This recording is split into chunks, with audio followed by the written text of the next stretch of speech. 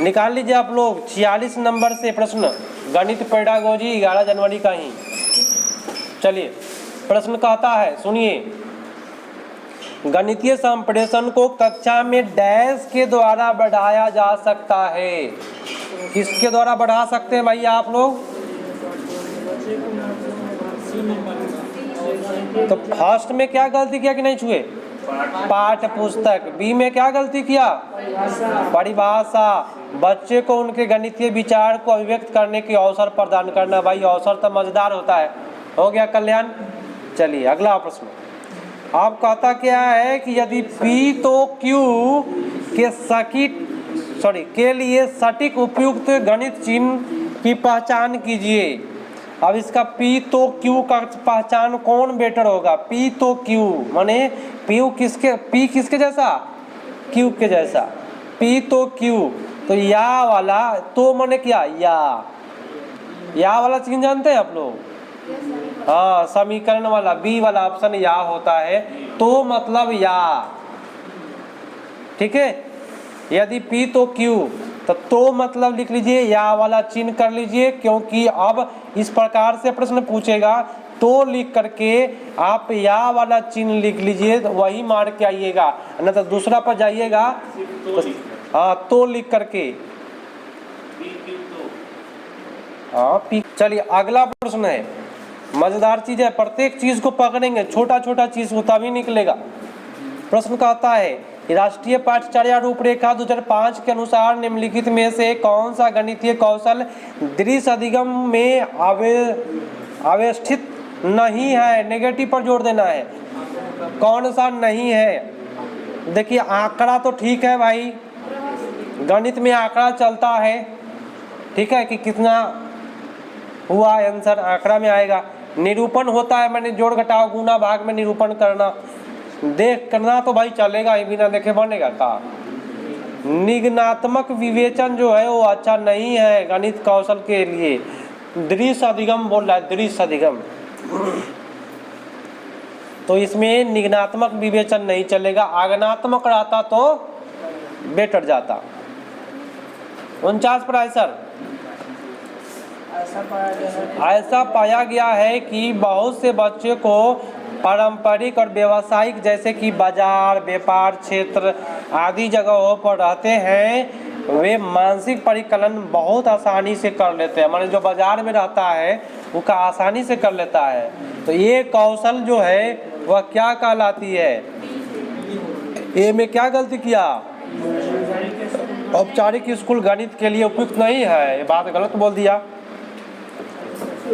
कक्षा में चर्चा का विषय हो सकता है कि भाई जो शहर टाउन में रहता है, दुकानदार के पास रहता है, उसका मैथ काहे तेज है, काहे फटाफट कैलकुलेशन कर लेता है कोई भी, तो उस पर चर्चा का विषय है। और शिक्षिकाओं को विभिन्न संस्कृतियों में अपनाई गई समस्या के समाधान के लिए कार्यनीति विधियां प्रस्तुत कर सकते हैं। सबसे बेटर आपका बी पर। अब अगला पेज उल्टा जाए। राष्ट्रीय पाठ्यचर्या 50 नंबर, सुनिए, राष्ट्रीय पाठ्यचर्या रूपरेखा, पूरा एक्टिव रहिए तब मजा आएगा पढ़ने में, एकदम माइंड पढ़िएगा आप लोग, मन में जरूर पढ़े। राष्ट्रीय पाठ्यचर्या रूपरेखा 2005 के अनुसार डैश को प्राथमिक स्तर गणित में सबसे कम, ये बात को ध्यान देना है, कम बोल रहा है तो कम वाली बात तो सटीकता हमको डायरेक्ट दिखाई दे दिया। अगर आपको कम दिखाई नहीं दे एग्जाम में तो क्या मारिएगा, तब तक घबरा जाएगा ना। तो बस एक एक पॉइंट को पकड़ के निकल जाना है। दरिया में है आप लोग, डूब नहीं जाना है, निकल जाना है। तो कौनों के पोस्ट धक निकल जाना है। चलिए अगला प्रश्न है कि निम्नलिखित कथनों में कौन सा गणितीय निर्दर्शन ये वर्ड मॉडलिंग से न्यूनतम संबंधित है? फिर बोला न्यूनतम, भाई ये चीज को पकड़िए, न्यूनतम बोले तो नेगेटिव खोजिए। दैनिक जीवन वाला तो फर्स्ट वाला ठीक लग रहा है, कौन सा गलत जा रहा है इसमें भाई? दैनिक जीवन के समस्याओं को समाधान के लिए गणित का उपयोग करना ठीक है। बी में समस्या सरलीकरण के लिए अनुमान लगाना और सन्निकट करना, अनुमान वाला पढ़ाई होता है मैथ में भाई, आपको कितना दिन से बोल रहे हैं। सी भी पढ़ लेते हैं। क्या लगता है कि महत्वपूर्ण मात्राओं की पहचान करना, उनमें संबंधों को ज्ञात करने के लिए संसाधनों को निरूपण का उपयोग करना, ये भी ठीक है। तो डी में क्या गलती कर रहा है, गणितीय कक्षा में अमूर्त प्रतिरूपों का शिक्षण सामग्रियों के उपयोग करना। यहाँ पे अमूर्त वाली बात नहीं करेंगे, मूर्त वाला चीज करते ना तब बच्चा ज्यादा समझेगा, है ना कहेंगे कि 2 गो गोली या 3 गो गोली मिलकर कै गो बनेगा, फटाक से बता देगा 5 गो गोली भेल सर जी, ऐसी गोली खूब खेलता है सर। चलिए, तो अमूर्त नहीं चाहिए उसको, क्या चाहिए, मूर्त चाहिए। अब अगला प्रश्न सुनिए कि कक्षा 4 के विद्यार्थियों को भिन्न के ऊपर वाली संख्या नीचे वाली संख्या का अर्थ समझाने हेतु निम्नलिखित में कौन सा तरीका सर्वाधिक उपयुक्त होगा। सबसे बेटर बताना है, भिन्न वाला क्वेश्चन बोल रहा है।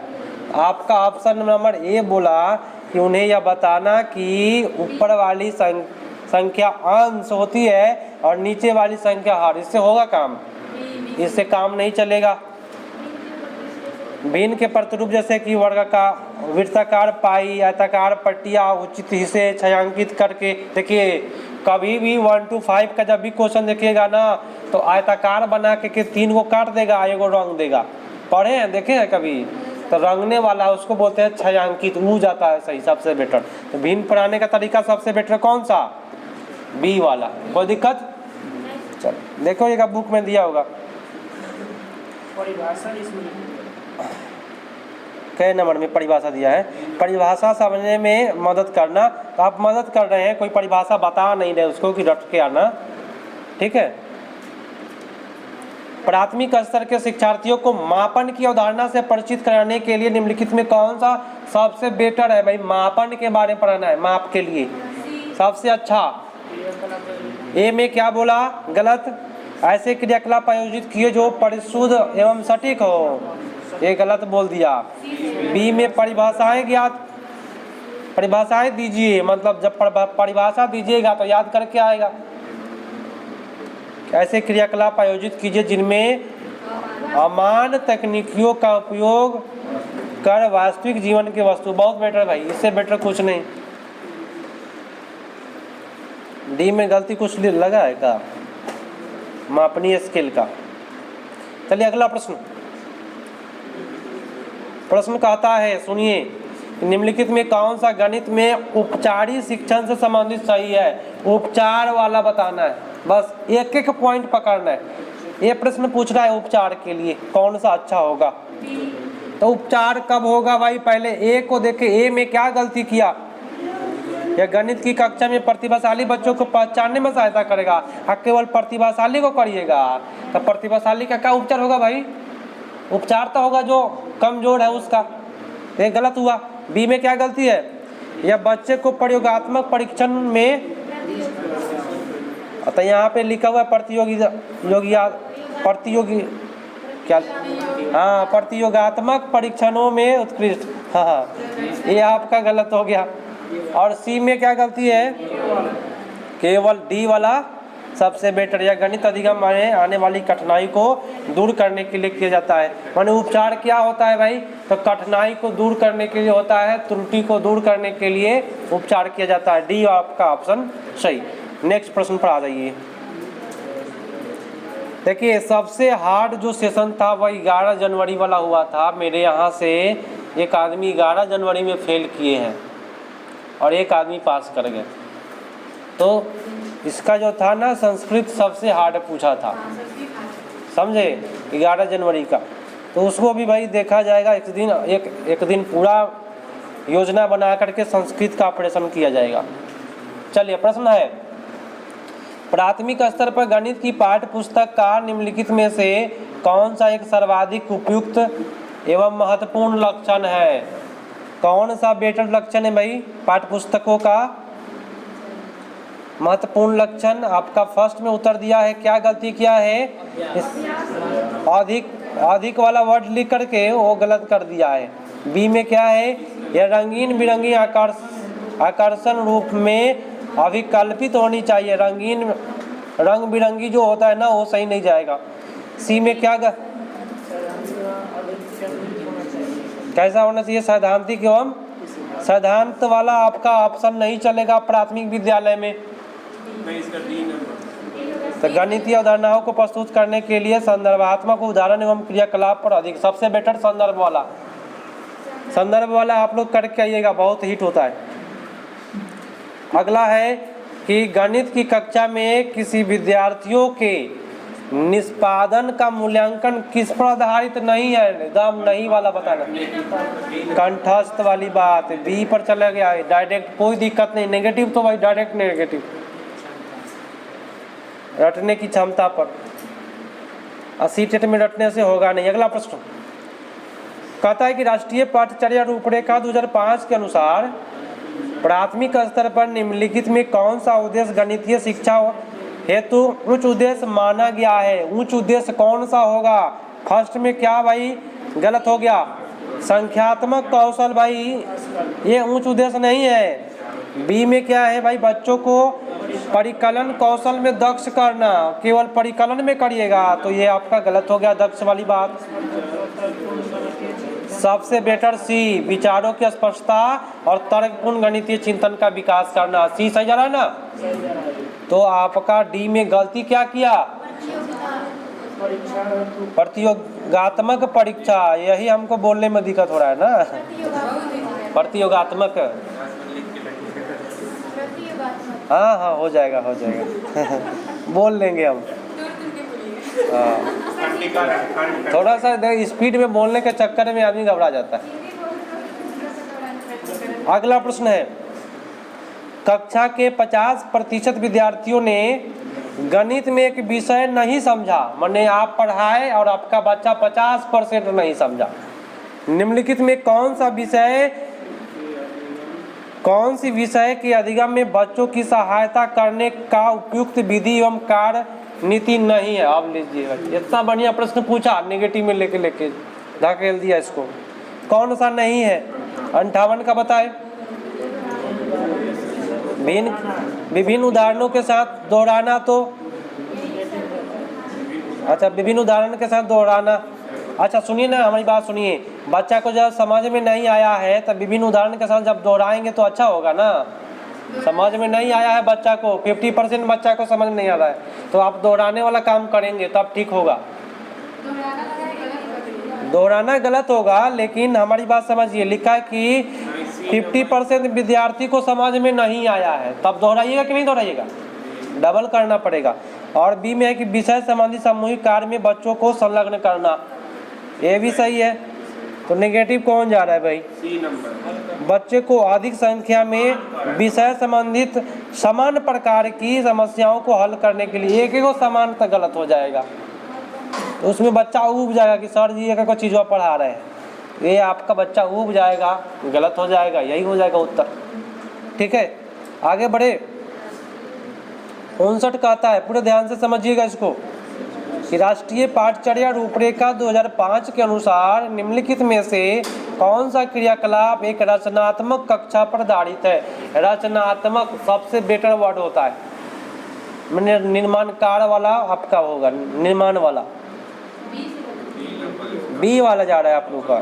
तो ए में गलती क्या किया, श्याम पट वाली बात और नकल वाली बात। बी में है कि शिक्षक समूह में किए गए क्रियाकलाप का अवलोकन करते हैं और विद्यार्थी को प्रश्न को हल करने में सुगमता प्राप्त होती है, बहुत अच्छी बात है।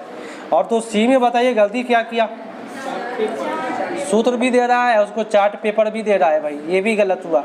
और डी में क्या गलत है, गृह कार्य आपका सही नहीं जाता है, वो भी कैसा गृह कार्य, बहुत सारा, ये देखिए ये प्राइवेटों में चलता है बहुत सारा, ये नहीं चलता है सरकारी विद्यालय में। अगर आप कर रहे हैं बहुत सारा गृह कार्य, सबसे घटिया है, क्योंकि भाई बहुत सारा गृह कार्य दे देंगे ना तो उसका मम्मी पापा बैठ के घर पे होमवर्क करता है कि बच्चों हमारा पिटाएगा नहीं, मिलाइएगा आप लोग।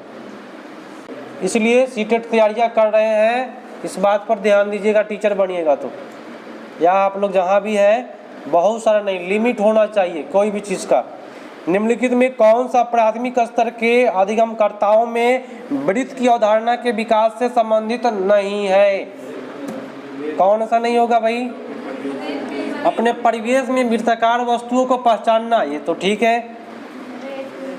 रेत में रस्सी और डंडी का प्रयोग से वृत्ताकार रखना, ये आपका गलत जा रहा है, 60 का रेत वाला भी चलेगा, क्योंकि भाई वृत्त के बारे में पढ़ा रहे हैं तो ठीक ही है। लेकिन हाँ रेत बोले तो बालू, सब स्कूल में नहीं होता है ऐसे क्या। चलिए, कक्षा में ग्लोब का प्रतिमान दिखाना, तो ग्लोब भी एक प्रकार का क्या वृत्त टाइप का, कुछ वृत्ताकार वस्तुओं का उपयोग करके वृत्तों का अनुमान। कौन सा सही नहीं जाएगा? सही नहीं तो डी वाला होगा ना, सी वाला होगा। ग्लोब जो है वह वृत्त नहीं है, ई पकड़ना था। ग्लोब जो है वह गोला है। आंसर में भी सी दिया। बात समझे? ग्लोब में, ग्लोब क्या है, एक प्रकार का क्या है, गोला है, वृत्त नहीं है, इसलिए ग्लोब वाली बात गलत हो गया। और एक ग्लोब वाली बात आपका ईवीएस में रहता तब सही चला जाता। ये आपका खत्म हुआ मैथ। अब आएंगे हम लोग ईवीएस पर।